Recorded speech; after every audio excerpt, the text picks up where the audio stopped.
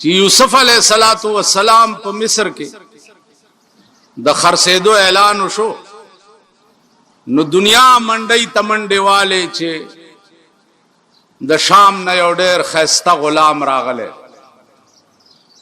چا اشرفای وړي او چا پوندونه وړا او چا څوړا او چا څو یو بډای خزاوم په دغه مجلس کې روانه چا ورته وی چې بډای ته څه کوي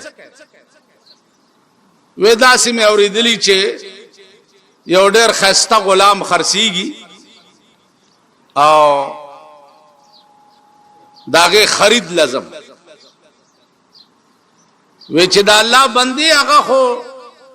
ډېر ګران دی او داغه خرید له خو خلقو د اشرفو بکسونه روان کړي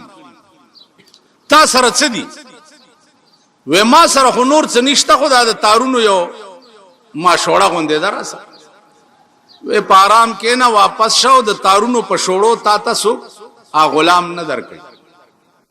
هغه ورته وی چې بچیا دا ماتم پته ده چې د تارونو په شوړه څوک ماته هغه غلام نه راکړي خو دې ډله کې دې د پاره روان هم چې قیامت کې زوم د یوسف په خریدارانو کې حساب